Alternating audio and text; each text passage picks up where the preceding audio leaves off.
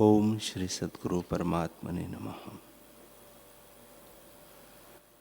श्री योग वशिष्ठ महारामायण निर्वाण प्रकरण सर्ग 176। श्री वशिष्ठ जी बोले, हे रामचंद्र जी, जहां आकाश होता है वहां शून्यता भी होती है। जहां अवकाश होता है वहां आकाश भी होता है, और जहां आकाश है वहां पदार्थ भी होते हैं। वैसे ही जहां चैतन्य सत्ता है वहां सृष्टि भी भासती है, पर बनी कुछ नहीं और सदा रहती है। जैसे सूर्य की किरणों में जल कदापि नहीं उत्पन्न हुआ और जलाभास सदा रहता है, क्योंकि उसी का विवर्त है, वैसे ही सृष्टि आत्मा का विवर्त है। जहाँ चैतन्य सत्ता है वह सृष्टि भी है।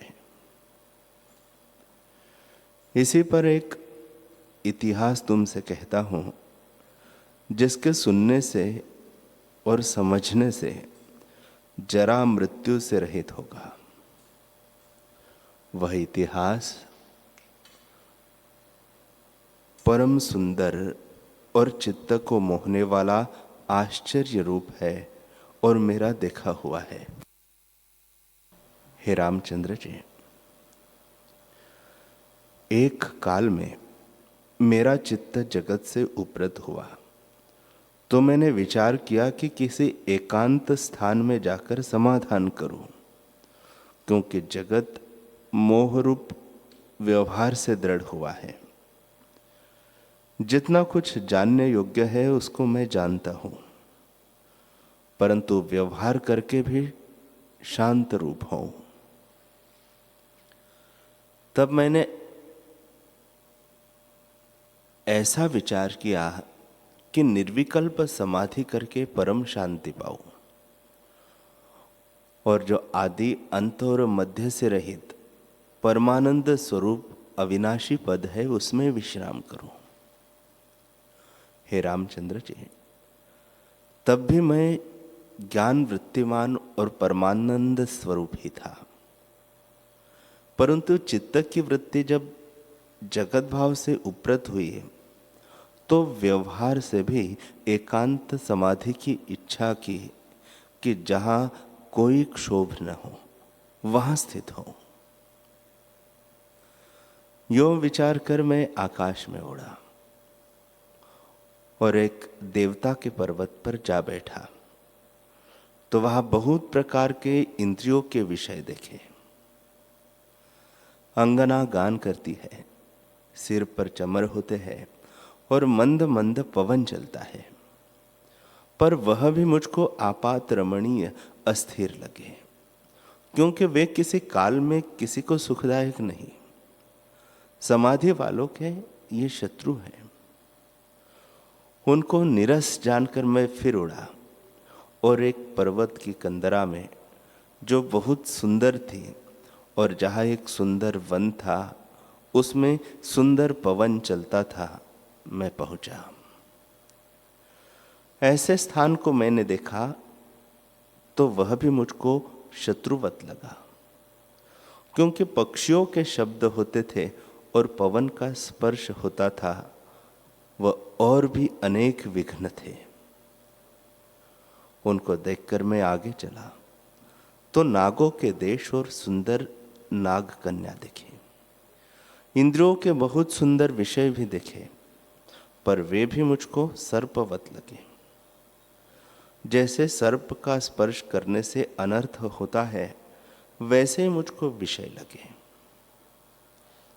हे रामचंद्र जी, जितने इंद्रियों के विषय हैं वे सब अनर्थ का कारण है। उनमें प्रीति मूढ़ और अज्ञानी करते हैं। फिर मैं समुद्र के किनारे गया और उसके पास जो पुष्प के स्थान थे उनमें विचरा, और कंदरा और वन देखता हुआ पर्वत पाताल और 10 दिशा देखता फिरा, परंतु मुझको कोई एकांत स्थान पसंद न आया। तब मैं फिर आकाश को उड़ा और पवन, मेघों, देवगणों, विद्याधरों और सिद्धों के स्थान लांघता गया। आगे देखा कि कई ब्रह्मांड भूतों के उड़ते थे। उनमें मैंने अपूर्व भूत और नाना प्रकार के स्थान देखे। फिर गरुड़ के स्थान लांघे तो कहीं सूर्य का प्रकाश होता था और कहीं सूर्य का प्रकाश ही न था। फिर मैं चंद्रमा के मंडल को लांघकर आगे गया और अग्नि के स्थान लांघकर महाकाश में गया, जहां इंद्रियों को रोकना भी न था, क्योंकि इंद्रियों के विषय कोई दृष्टि में न आते थे। केवल एक आकाश ही आकाश दिखता था और वायु, अग्नि, जल, पृथ्वी चारों का अभाव था। हे रामचंद्र जी, निदान में उन स्थान में गया जहां भूत स्वप्न में भी न दिखते थे और सिद्धों की भी गति न थी। वहां मैंने संकल्प की एक कुटी रची और उसके साथ फूल और पत्तों से पूर्ण कल्प वृक्ष रचे और उसके एक ओर मैंने छिद्र रखा। मेरा तो सूक्ष्म संकल्प था, इसलिए सब प्रत्यक्ष प्रकट हुआ। उस कुटी को रचकर उसमें मैंने प्रवेश किया और संकल्प किया कि 1 वर्ष पर्यंत मैं समाधि में रहूंगा और उसके उपरांत समाधि से उतरूंगा। ऐसे विचार कर मैंने पद्मासन बांधा और समाधि में स्थित होकर परम शांति में 1 वर्ष पर्यंत स्थित हुआ, जहां कोई क्षोभ न था। जब वर्ष व्यतीत हुआ तब वह भावी समाधि की उतरने की थी, इसलिए वह संकल्प हुआ। जैसे पृथ्वी में बोया हुआ बीज काल पाकर अंकुर उगता है, वैसे ही वह संकल्प मन में उठा। प्रथम जैसे सूखा वृक्ष वसंत ऋतु में हरा हो आता है, वैसे ही प्राण फुरे। फिर जैसे वसंत ऋतु में फूल खिलते हैं, वैसे ही ज्ञान इंद्रियों के खिलकर विकसित हुए। और फिर स्पंदन जो अहंकार रूपी पिशाच है, वह फुरा कि मैं वशिष्ठ हूं। फिर उसकी इच्छा रूपी स्त्री फुरी। हे रामचंद्र जी, वह वर्ष मुझको ऐसे व्यतीत हुआ जैसे पलक का खोलना होता है। काल भी बहुत प्रकार से व्यतीत होता है। किसी को थोड़ा ही बहुत हो जाता है और किसी को बहुत थोड़ा हो जाता है। जब सुख होता है तब बहुत काल भी थोड़ा लगता है, और जब दुख होता है तब थोड़ा काल भी बहुत हो जाता है।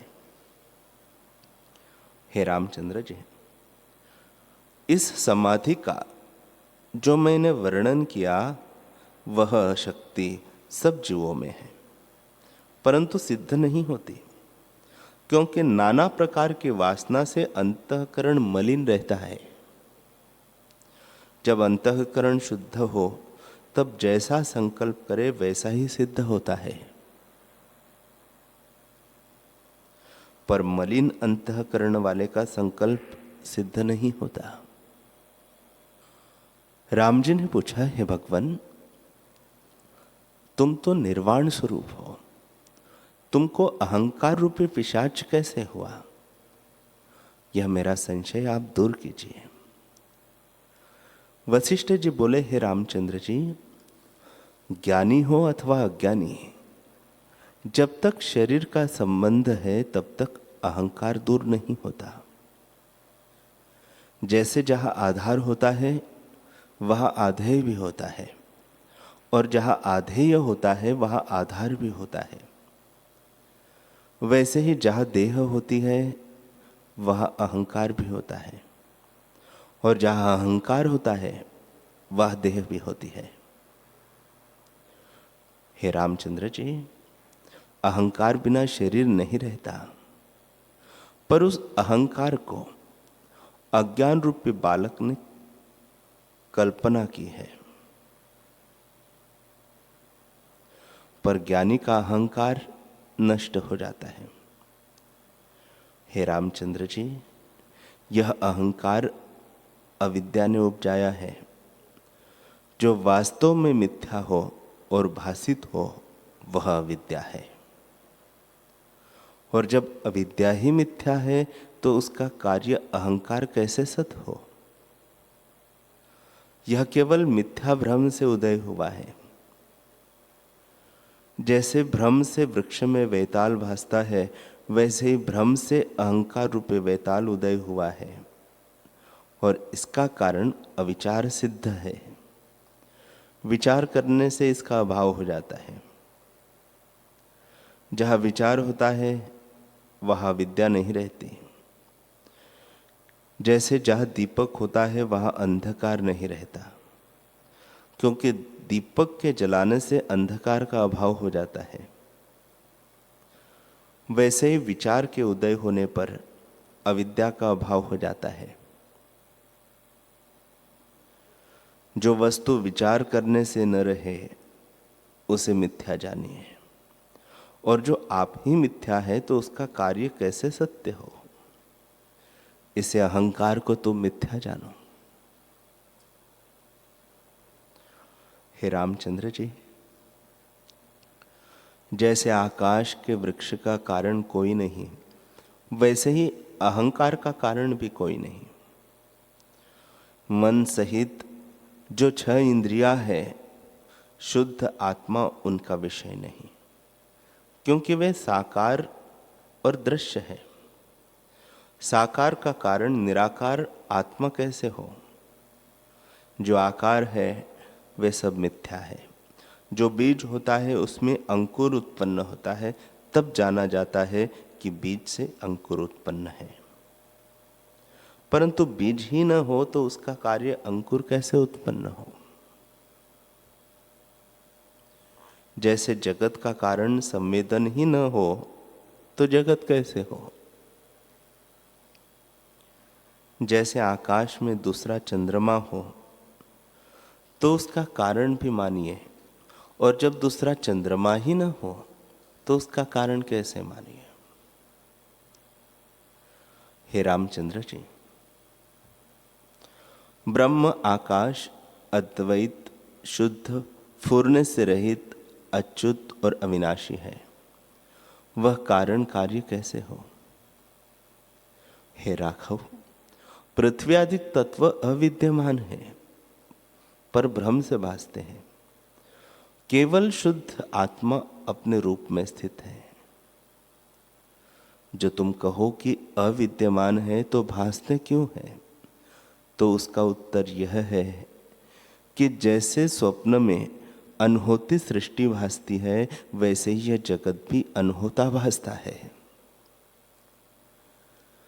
जैसे भ्रम से आकाश में वृक्ष अनहोते भासते हैं, तो इनमें कुछ आश्चर्य नहीं। और संकल्प नगर रच लीजिए तो चेष्टा भी होती है, परंतु इसका स्वरूप संकल्प मात्र है। वास्तव में अर्थाकार कुछ नहीं होता और अपने काल में सत्य भासित होता है। पर जब संकल्प का लय होता है तब उसका भी अभाव हो जाता है। इससे आकाश वृक्ष किनाई हुआ है। जैसे आकाश के वृक्ष भावना से भासित होते हैं, वैसे ही यह जगत संकल्प मात्र है, स्वरूप से कुछ नहीं है। जो विचार करके देखिए तो इसका अभाव हो जाता है। हे रामचंद्र जी, शुद्ध आत्म तत्व अपने आप में स्थित है। वही जगत का आकार होकर दिखता है, दूसरी वस्तु कुछ नहीं। जैसे स्वप्न में जितने पदार्थ दिखते हैं वे सब अनुभव रूप है, वैसे ही जगत भी ब्रह्म रूप है। हे रामचंद्र जी, हमको सदा वही भासता है तो अहंकार कहाँ हो? न मैं अहंकार हूं और न मेरा अहंकार है। केवल आकाश में अहंकार कहाँ हो? हे रामचंद्र जी, न मैं हूं और न मुझ में कुछ फूरना है, अथवा सब आत्मसत्ता मैं ही हूं तो भी अहंकार न हुआ। हमारा अहंकार तो ऐसा है जैसे अग्नि की मूर्ति लिखी होती हो, तो उसमें कुछ अर्थ सिद्ध नहीं होता, दृश्य मात्र होती है। वैसे ही ज्ञानी का अहंकार देखने भर को है, उसे कर्तृत्व या भोक्तृत्व नहीं होता और वे अपने स्वभाव में स्थित है। सब ज्ञानवानों का एक ही निश्चय है कि ब्रह्म ही है और अहंकार का अभाव है। अहंकार न आगे था, न अब है और न फिर होगा। भ्रम से अहंकार शब्द जाना जाता है। हे रामचंद्र जी, जब ऐसे जानोगे तब अहंकार नष्ट हो जाएगा। जैसे शरत काल में मेघ देखने भर को वर्षा से रहित होता है, वैसे ही ज्ञानी का अहंकार देखने भर को होता है और की बुद्धि में भासता है, परंतु ज्ञानी के निश्चय में असंभव है, क्योंकि उसका अहम प्रत्यय आत्मा में रहता है और परिच्छिन्न अहंकार का अभाव हो जाता है। जब अहंकार नष्ट होता है तब अविद्या का भी नाश हो जाता है और यही अज्ञान का नाश है। ये तीनों पर्याय है। हे राम, अपने स्वभाव में स्थित रहो और प्रकृत आचार को करो। हृदय से शिला कोशवत रहो और बाहर इंद्रियों की सब क्रियाएं हो। अपने निश्चय को गुप्त रखो और सब इंद्रियों को इस प्रकार धारण कर जैसे आकाश सबको धारण कर रहा है। अंतर से शिला के जठरवत रहो, तब देखने भर को तुम में भी अहंकार दृष्टि होगा। जैसे अग्नि की मूर्ति लिखी दृष्टि आती है, वैसे ही तुम में अहंकार दृष्ट होगा, परंतु अर्थाकार न होगा।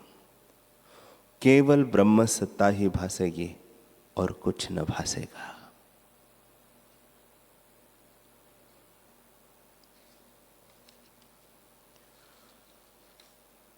हरि ओम।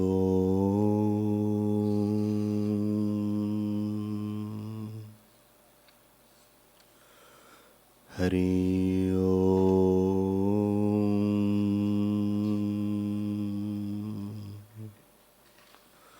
ओम सहना भवतु सहनौ भुनक्तु सह वीर्यं करवावहै तेजस्विनावधीतमस्तु मा विद्विषावहै। ओम शांति शांति शांति। श्री सद्गुरुदेव भगवान की जय।